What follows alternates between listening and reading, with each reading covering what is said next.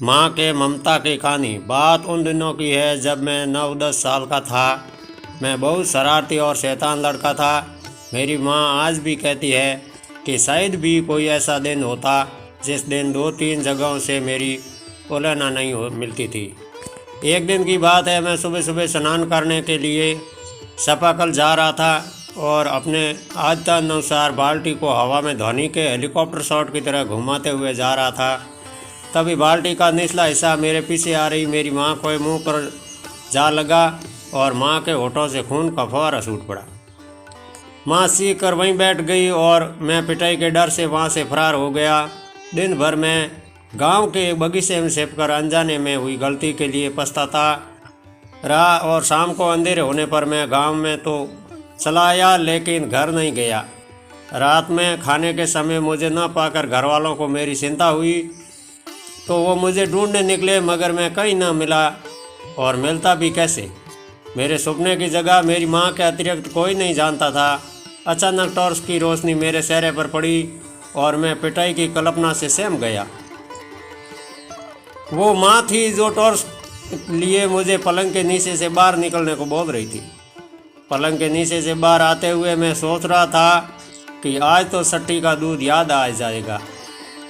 लेकिन ये क्या था, माँ ने ना केवल पापा और भैया के मार से बचाया बल्कि अपने हाथों से खाना भी खिलाया, क्योंकि मैं मारे शर्मिंदगी के खाना भी नहीं खा रहा था। उसी दिन मुझे माँ की ममता, उदारता और सहनशीलता का एहसास हुआ।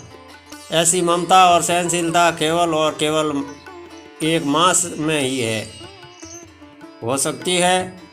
मैंने उसी दिन से तय किया कि जीवन में ऐसा पल कभी दोबारा नहीं आने दूंगा जिस पल मेरे द्वारा मेरी माँ को कष्ट हो, और ईश्वर गवाह है कि मैंने अपने जीवन का हर निर्णय माँ की खुशी के लिए ही लिया है। दोस्तों, माँ के ममता का मूल्य तो ईश्वर भी नहीं चुका सकते हैं, फिर हम तो मनुष्य हैं।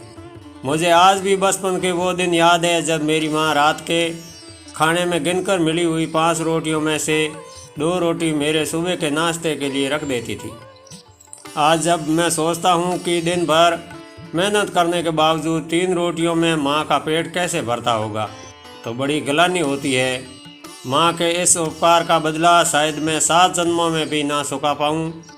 माँ का ये निस्वार्थ प्रेम ही दुनिया की सबसे बड़ी दौलत, और बड़े खुश नसीब है वे लोग जिन्हें ये दौलत मिली है। माँ के आंचल में घने छांव में बैठकर जो सुकून मिलता है वह दुनिया में कहीं भी नहीं मिल सकता। महाभारत में युधिष्ठिर ने यक्ष के सवालों का जवाब देते हुए कहा था कि धरती से भी बड़ी माँ है। परंतु आज जब मैं ज़मीन के एक छोटे से टुकड़े के लिए किसी माँ का अनादर देखता हूँ तो सोचता हूँ कि कितने बदनसीब वे लोग हैं जो अपनी माँ की ममता और त्याग को भूलकर उनका अपमान करते हैं। कितने अभागे हैं वे लोग जो ज़मीन जायदाद के लिए अपने माँ बाप से मारपीट करते हैं। ऐसे लोगों के लिए तो मैं बस यही कहना चाहता हूँ कि किसी भी परिस्थिति में अपने माँ बाप को कभी भी मत भूलना चाहिए, रुलाना चाहिए, वरना उनके आंसुओं का सैलाब तुम्हारे जीवन की खुशियों को बहा कर ले जाएगा। धन्यवाद जी।